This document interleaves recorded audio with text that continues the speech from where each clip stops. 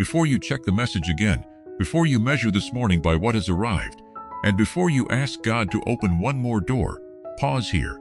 What if the first prayer of this day were not, "Lord, give me an answer," but, "Lord, thank you for being with me while I do not have one"? That may be difficult to say honestly. The application is still under review. The call never came. The bank account has not improved. The medical report is unfinished. The person you love is still distant. This prayer will not make that silence sound beautiful. It does not promise that saying thank you with enough confidence will force the outcome you prefer. Gratitude is not a lever that moves heaven, and you do not have to perform optimism to earn God's attention. Christian thanksgiving begins somewhere deeper. It says, the unanswered question is real, but it will not become the judge of God's character. It refuses to let one missing answer erase every mercy that has already carried us here. 1 Thessalonians tells us, in everything give thanks. It does not say that everything is good. It tells us that within every circumstance, even this one, there remains a reason to turn toward God. We may thank Him for His presence without thanking Him for the pain. We may trust His wisdom while admitting that we do not understand His timing. So take a slow breath. You do not need to arrive at this prayer with heroic faith. Bring the tired faith you actually have. Bring the questions you have repeated so often that you are embarrassed to say them again. Bring the small hope that survived the night. Father, I come to you before the answer comes. You already know which door I want to see open. You know why it matters to me, how long I have thought about it, and what I fear will happen if nothing changes. I will not disguise that desire. I place it before you plainly. But for these next moments, I choose not to begin with what is missing. I begin with you. Thank you that I was given this morning. Thank you that I am not required to predict the whole future before I take today's first step. Thank you that my confusion does not confuse you. Thank you that my repeated questions have not exhausted your patience. Quiet the part of me that keeps using the unopened door as a scoreboard. My worth is not rising and falling with an email, an approval, a sale, a diagnosis, or another person's decision. I belong to you before anyone chooses me. I am seen before anyone applauds me. I am loved before I can show evidence that my plan is working. Move my attention from the demand for immediate proof to the grace available now.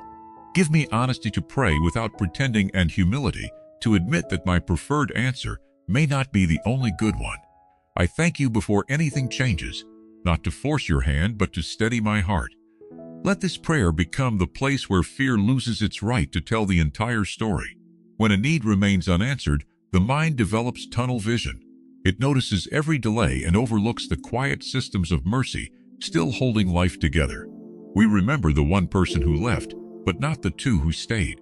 We remember the bill that frightened us, but not the meal that was provided. We remember the plan that failed, but forget the strength that helped us survive its ending. Psalm 77 records a troubled person asking hard questions and then making a deliberate turn. I will remember the works of the Lord. Remembering did not change the past. It changed which part of the past was allowed to speak. This morning, let gratitude be specific. General phrases can pass through the mouth without touching the heart. Specific thanks makes us look again. Think of one ordinary mercy from the last 24 hours. Clean water, a safe journey, medicine, a friend who answered, a child's laugh, or a few minutes without pain. None solves every problem. Each is still real. Now remember a chapter you once believed you would never get through. Do not romanticize it. Remember how limited your strength felt. Yet here you are, carrying lessons, scars, and evidence that the worst moment did not get the final word. Father, teach me to notice what does not announce itself. Thank you for people whose reliability has become so familiar that I stopped calling it a gift. The person who checks on me, the family member who keeps showing up, and the stranger whose kindness interrupted a hard hour. Thank you for abilities I criticize instead of appreciate. I may not be where I want to be, but I can still learn, listen, create, serve, and begin. Do not let disappointment define me only by what I have lost. Thank you for protection I recognized, and protection I never saw. Thank you for plans that were interrupted before they carried me somewhere harmful. Thank you for the uncomfortable truth that reached me before a larger mistake. Thank you for every not yet that gave me time to mature. Forgive me for keeping a detailed inventory of absence and only a vague memory of provision. I can spend an hour studying another person's progress and call my own life empty. I can receive 10 quiet mercies and allow one inconvenience to name the day. Retrain my attention, Lord, not so that I ignore what needs action, but so that I see the whole field. Anxiety zooms in until one threat fills the frame. Gratitude widens the view. Give me a practice for today. Before I repeat a worry, help me name one grace. Before I decide nothing is happening, help me ask what is being sustained, corrected, or formed beneath the surface. Past provision does not guarantee the same solution. It reminds me that your creativity is greater than my imagination. You have helped through people, endurance, correction, changed routes, and answers I resisted at first. I do not know the form of the next help. I do know I have not arrived at this morning alone. Let remembered mercy become courage for the unfinished day. Some closed doors remain loud long after they close. We replay the interview. We rewrite the conversation. We imagine the home, role, relationship, or future that might have existed if the answer had been different. A door can close in a single moment, but the life we pictured behind it may take much longer to grieve. If that is your experience, do not shame yourself for caring. You are not only releasing an opportunity, you may be mourning an identity. You had already begun to call yourself by the name of what you expected to become. When it ended, the question was not merely, "What will I do now?" It was, "Who am I if that future is gone?" God does not ask you to rush past that question. Lament is not ingratitude. Jesus wept even though he knew resurrection was coming. Tears can honor the value of what was lost without declaring that nothing valuable can ever come again, Father. I bring you the door I still visit in my mind. I admit what I hope to find behind it. I wanted security. I wanted to be chosen. I wanted relief for my family. I wanted proof that the years of effort meant something. I wanted companionship, recognition, healing, or a chance to begin again. The loss hurts because the hope was real. Help me separate 4 things I have tangled together. First, show me the fact, what actually happened, without exaggeration and without denial. Second, show me the lesson, what I can learn about preparation, timing, boundaries, communication, or character. Third, show me the wound, the older fear this event touched, the fear of never being enough, never being so, always being left, or forever falling behind. Fourth, expose the verdict I invented. This happened, therefore my future is over. That sentence is not a fact. It is pain trying to predict. Give me courage to take the lesson without wearing the verdict. If I made a mistake, let correction produce wisdom rather than self-contempt. If someone treated me unjustly, keep their behavior from becoming my identity. If I ignored a warning, teach me to recognize it next time. If no clear explanation exists, help me live without creating a cruel one about myself.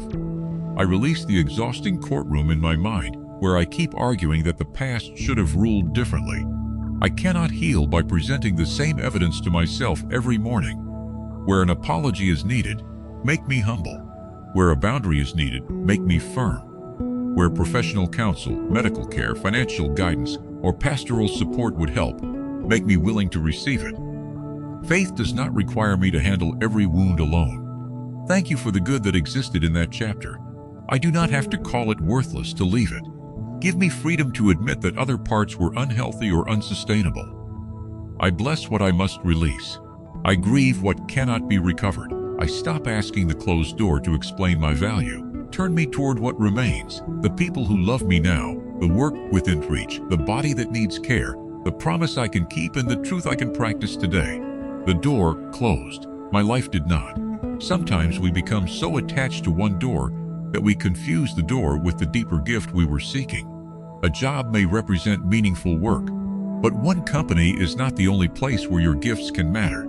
A relationship may represent companionship, but one person is not the sole keeper of your capacity to belong. A financial target may represent safety, but a number cannot produce a peaceful soul. Visibility and purpose are not the same thing. This distinction matters because God may preserve the deeper desire while changing the form in which it is met. Consider the request you have repeated. Ask, what am I truly hoping this answer will give me? Beneath the first response, there may be another. Beneath I need this promotion may be, I want my effort to matter, and I want my family to feel secure. Beneath, I need this person to return, maybe. I want to know I am lovable and not alone. Beneath, I need this project to succeed, maybe. I am afraid my life is becoming insignificant. God is not offended by the surface request, but He loves us enough to meet the heart beneath it. Father, take me below the request I have memorized. If I am asking for success, show me whether I am also asking strangers to confirm my worth. If I am asking for money, show me the difference between a genuine need and the belief that more will finally remove every fear. If I am asking for a relationship, uncover any expectation that another human being must heal what only truth, time, community, and your love can restore. I still bring you the concrete need. Provide work for the one who needs work. Provide daily bread for the household under pressure. Bring skilled care to the person who is sick. Restore relationships where restoration is safe, mutual, and honest. These needs are not imaginary. Enlarge my imagination. Do not let my chosen method become an idol. I may be asking for a door while you are showing me a conversation, a partnership, a season of study, or a smaller beginning I ignored. Isaiah records your words. Behold, I will do a new thing. New means I may not recognize it by comparing it with the old. Give me eyes for an answer that does not resemble my original picture. Protect me from counterfeits that promise the feeling I crave. Desperation can make attention look like love, quick money look like provision, and an open door look like permission. Meet the deeper hunger in a healthy way. Usefulness can grow in hidden work. Belonging can be rebuilt through faithful community. Security can include wise habits and honest numbers. Purpose can be practiced before it is recognized. I place the form in an open hand. I place the deeper desire in your care. If you answer through the exact door I have prayed for, keep me grateful and grounded. If you answer through a route I did not expect, keep pride from making me miss it. If the longing needs to be purified before it can be fulfilled, do that work gently and thoroughly. I am not abandoning hope. I am releasing the belief that hope has only one address. An unopened door does not always mean inactivity. Often, the most important work is happening on the side of the threshold where no one applauds. Preparation is not a way to purchase God's favor. It is our willingness to become able to carry what we keep asking to receive. Imagine that the next chapter requires 4 kinds of room. The first is capacity. Do you have the skill, energy, or structure to hold greater responsibility? The prayer for opportunity may need to become an hour of practice, an updated resume, a completed course, or a more honest calendar. The second is character. What would success magnify in you? More influence does not automatically create patience. More income does not automatically create wisdom. A new relationship does not automatically heal an old pattern. Ask God to strengthen truthfulness, steadiness, humility, and restraint before pressure exposes their absence. The third is community. Who can correct you without humiliating you? Who knows your blind spots? Isolation makes every internal voice sound authoritative. The fourth is margin. If life is already filled beyond its limits, where would the new thing fit? Readiness may look like rest, ending a commitment, simplifying expenses, or protecting people you must not sacrifice to ambition. Father, prepare me without turning me into a frantic project. Show me one area of capacity that needs honest work. Let me stop calling procrastination, waiting for the right time. If I need to learn, help me begin before I feel impressive. If I need feedback, send me to someone truthful and kind.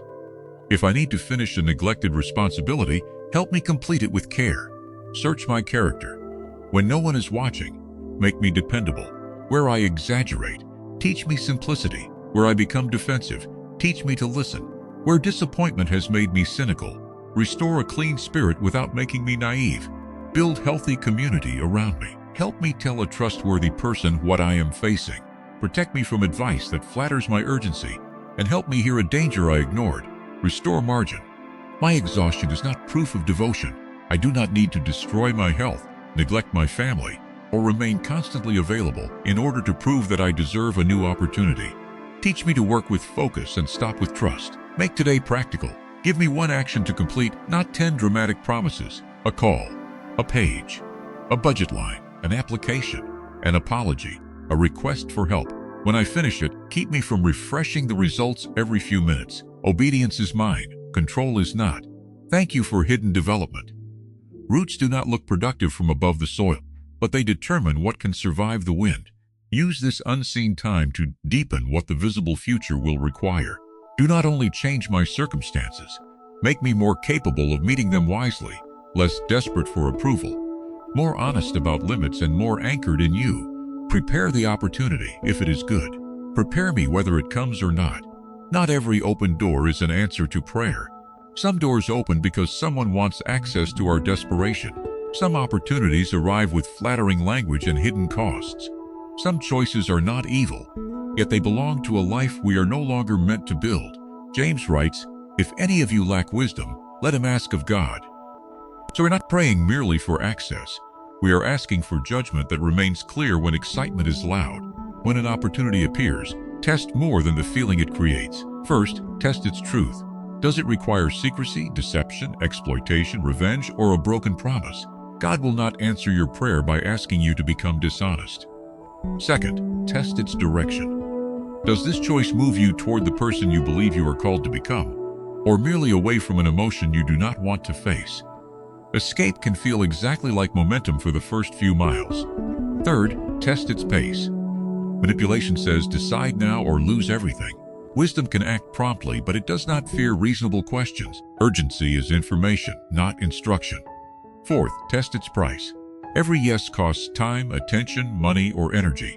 What will this door require you to neglect? Is that cost responsible and honestly acknowledged? Fifth, test it with people. Bring the facts, not merely your enthusiasm, to mature voices who know both your gifts and your patterns. One person's approval is not divine confirmation, but repeated concern from trustworthy people deserves attention. Father, slow me down enough to see clearly. Keep me from naming every coincidence a sign. Do not let a number, a phrase, or a sudden feeling replace scripture, character, facts, and wise counsel. You are able to guide me without making me superstitious. If an opportunity depends on hidden details, help me walk away. If the agreement is vague, help me ask direct questions. If the numbers do not work, teach me not to call denial faith. If conscience sounds an alarm, help me listen. Also protect me from the opposite error. Difficulty does not always mean stop. A right path can require learning, sacrifice, and uncomfortable courage. Peace is not the same as feeling no nerves. Ease is not the same as divine approval. Where certainty is impossible, give me responsible freedom. I do not need an omen for every choice. If two paths are honest and wise, help me choose one without terror. That a human decision can place me beyond your reach. Let your guidance produce increasing truthfulness. Even when the future remains uncertain, may the next step allow me to stand in the light, with clear words, clean hands, and no hidden version of the story. If this door is healthy, confirm it through alignment rather than fantasy. If it is harmful, make the warning difficult to ignore. If it is good but not mine, help me release it. If it is mine but not yet, keep haste from damaging it.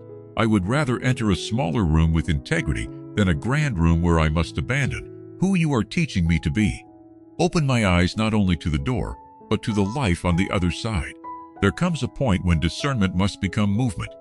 Sometimes we say we are waiting for God, but what we are truly waiting for is the disappearance of fear. We want complete confidence before the first phone call, complete healing before the first honest conversation, and a guarantee of success before offering our work. That guarantee rarely comes. Courage is not certainty about the outcome. It is clarity about the next faithful act. Proverbs says, "Ponder the path of thy feet." It does not say you must see the entire road. A path becomes visible one piece at a time beneath moving feet. Perhaps the new beginning looks embarrassingly small. One application after many rejections, one therapy appointment, one conversation about debt, or 1 hour return to a gift you abandoned. Do not despise a beginning because it cannot yet prove where it will lead. Father, show me the action that belongs to this day. If I already know what it is, help me stop asking for a second sign merely because the first instruction feels uncomfortable. Let me make the call, send the work, attend the appointment, begin the course, organize the documents, tell the truth, or ask for help. Make my courage quiet. I do not need to announce a new life before practicing a new habit. Protect the beginning from pressure to impress.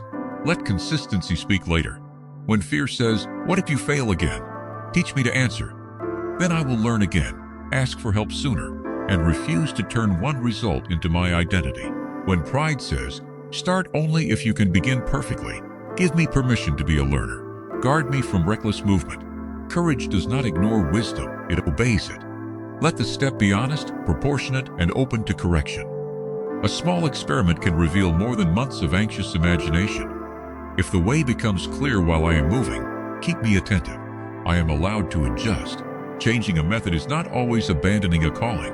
Asking a better question is not doubt. Pausing to repair what is failing is not weakness. And if the new door opens, do not let the gift become my God. A job cannot tell me who I am. A relationship cannot carry every loneliness. Money cannot promise that nothing painful will happen. Recognition cannot give lasting rest to a soul trained to compare. Let success increase my gratitude, not my appetite for applause. If my influence grows, grow my humility. If my resources grow, grow my generosity. If my responsibilities grow, deepen my boundaries and care for the people who love me before the title. I release the demand to feel fearless. I ask instead for enough bravery to obey within the next 24 hours. Walk with me through incomplete plans and first attempts. Let me be teachable without timidity, patient without passivity, and hopeful without carelessness.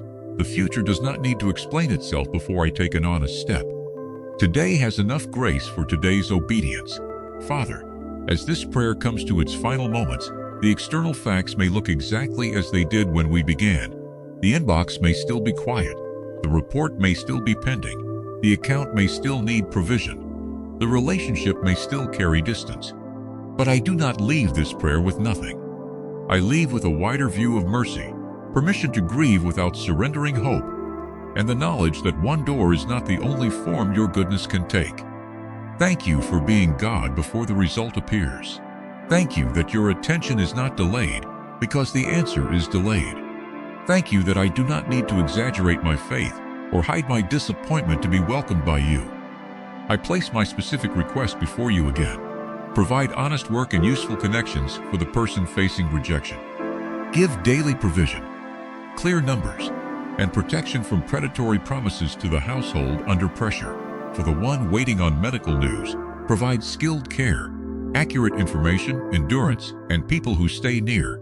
For the one grieving a relationship, reveal what can be repaired, what requires a boundary, and what must be released. For the one facing a decision, separate conviction from ego and caution from fear. If the door I want is good, open it in a way that does not require me to betray truth. If timing matters, keep impatience from damaging what is still being formed. If the door is wrong, do not allow desperation to decorate it. Where I confuse the method with the deeper need, expand my vision. Show me that belonging, usefulness, safety, and purpose can be built in ways I have not considered. Where an old ending still controls my imagination, help me name the fact, receive the lesson, tend to the wound, and reject the false verdict. The event belongs to my story. It does not own the ending. Prepare my capacity, character, community, and margin. Make me ready to carry good things without losing health, integrity, family, or closeness with you. Give me one task for today. When a possibility appears, help me test its truth, direction, pace, price, and counsel. Let me ask better questions, read what I sign, honor quiet warnings, and resist fear when wisdom says to move. When it is time to act, strengthen my feet. I will not wait for every nervous feeling to disappear. I will begin humbly, learn honestly, and adjust without shame. Lamentations says your mercies are new every morning. I receive this morning as mercy, not because problems vanished, but because I have another day to live truthfully, love well, practice what matters, and notice your presence. When anxiety asks me to rehearse 10 disasters, bring me back. Help me name one grace, tell you one honest fear, and complete one responsible action. When the answer finally comes, yes, no, wait, or a possibility I never imagined, keep my heart close to you. May the gift never become greater than the giver. May disappointment never become greater than your faithfulness. May the unknown never become greater than your presence.